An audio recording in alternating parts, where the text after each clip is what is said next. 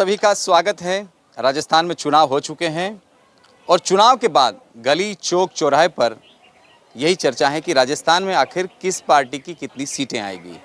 Bharatiya Janata party का दावा है कि हम 25 से 25 सीटें जीत रहे हैं, जबकि कांग्रेस कह रही है कि इस बार दाल में कुछ काला है और भारतीय जनता पार्टी का वोट प्रतिशत गिरा है। इस वजह से राजस्थान में भारतीय जनता पार्टी की सीटें कम आएगी।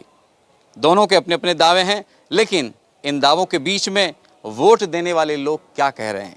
आइए जानते हैं इन तमाम वोटर से कि राजस्थान का परिदृश्य क्या है और किसकी कितनी सीटें आ रही है। मेरा ये मानना है कि राजस्थान में पूरी 25 से 25 सीटें बीजेपी को मिलेगी।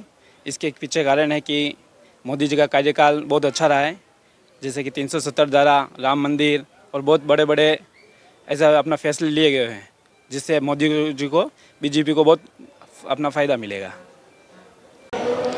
ऐसा है, मोदी जी की जो 23 सीटें आ रही है और इनमें कोई विभाजित भी नहीं है। मोदी जी के लिए ये जो 23 सीटें हैं वो ग्रामीण जनता की ओर से 2 सीटें इनके आपसी टिकट की वजह से ही 2 सीटें बाहर जा रही हैं। 23 सीटें मोदी जी के हाथ में हैं और मोदी जी जो भी काम कर रहे हैं सही कर रहे हैं।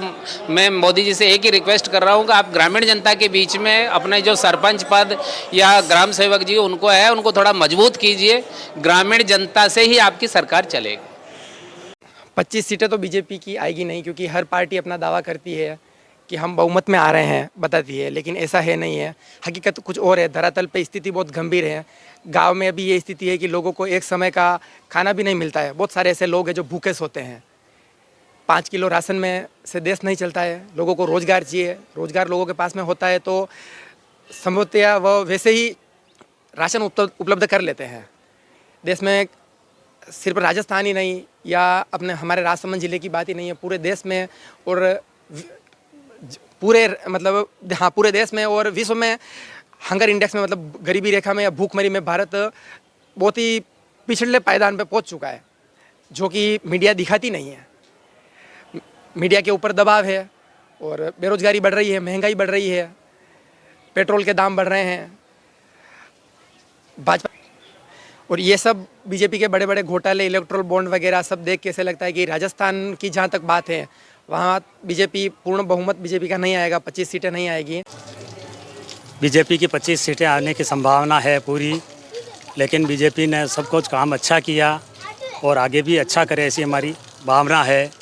और सहारा का मुद्दा जो अटका हुआ है, गरीबों का पैसा अटका हुआ है कई सालों से, और अभी जो मोदी जी के राज में जो पोर्टल जारी किया था, उस पोर्टल में कई लोग परेशान हुए, लेकिन पैसा किसी का भी नहीं मिला।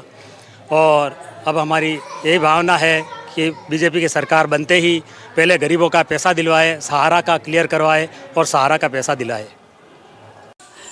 कि मोदी जी सीटा 25 आई रही है तो काम सब हाउ करना है, जो आप जान रखे ने बनाने मोदी जी सीटा कंप्लीट रखना चाहे। ठीक है। इस बार ऐसा लगता है कि राजस्थान में बीजेपी की 25 से 25 सीटें आएगी, लेकिन अगर नहीं आती है तो इसकी जिम्मेदार भी बीजेपी होगी। उन्हें इस बारे में सोचना चाहिए। बात करें विकास की तो मोदी जी ने खूब विकास कराया है राजस्थान में, देश में पूरे।